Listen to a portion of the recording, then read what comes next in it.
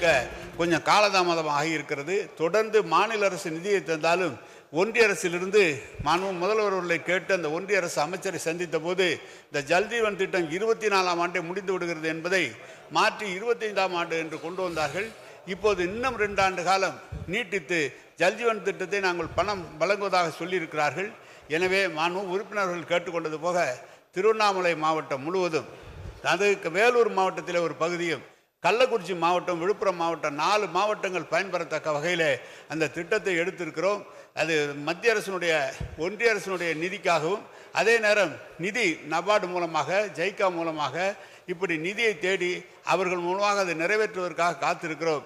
எல்லாம் விரிவான திட்ட அறிக்கையெல்லாம் தயாரிக்கப்பட்டிருக்கிறது. நிதிக்காக தாமதப்பட்டிருக்கிறது. விரைவிலே அதையும் செய்து முதலமைச்சர் அவர்களை வைத்து நாங்கள் அதை துவங்குவோம் என்பதை தெரிவித்துக் கொள்கிறேன்.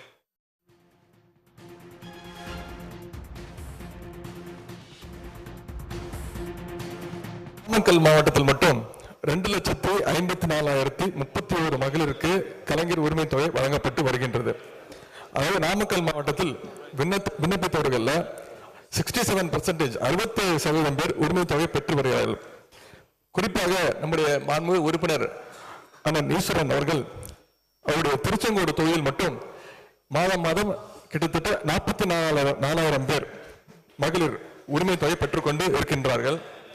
மாண்புமிகு உறுப்பினர் கேட்பது போல திருச்செங்கோட்டில் மட்டுமல்ல, தமிழ்நாட்டில் உள்ள அனைத்து மாவட்டங்களுக்கும் நாங்கள் ஆய்வுக்கு செல்கின்ற நேரத்தில் என்னிடத்திலும் நம்முடைய மாண்புமிகு அமைச்சர்கள் பெருமக்களிடத்திலும் சட்டமன்ற உறுப்பினர்கள் உள்ளிட்ட அத்தனை மக்கள் பிரதிநிதிகளிலும் இந்த உரிமை தொகை வேண்டி மகளிர் விண்ணப்பம் கொடுக்கின்றார்கள். இது பற்றிய விவரங்களை சேகரித்து நம்முடைய முதலமைச்சருடைய கவனத்திற்கு கொண்டு சென்றுள்ளோம். முதலமைச்சருடைய அறிவுரைகளை பெற்று இதுவரை பயன்பெறாமல் உள்ளவர்களுக்கு இத்திட்டத்தின் உதவிகள் கிடைப்பதற்கு தேவையான நடவடிக்கைகளை நிச்சயமாக எடுப்போம்.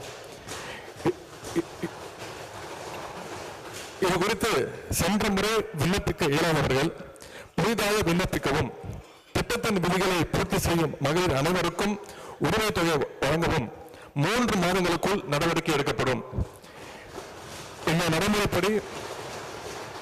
நடைமுறைப்படி மாண்புமிகு உறுப்பினர் அண்ணன் ஈஸ்வரனுடைய திருச்செங்கோடு தொகுதியிலும் கூடுதலான எண்ணிக்கையில மகளிருக்கு விரைவில் உரிமை தொகை வழங்கப்படும் என்பதை மகிழ்ச்சியுடன் இந்த நேரத்தில் தெரிவித்துக் கொள்கின்றனர். உடனுக்குடன் செய்திகளை தெரிந்து கொள்ள சன் நியூஸ் பெல் ஐகானை கிளிக் பண்ணுங்க.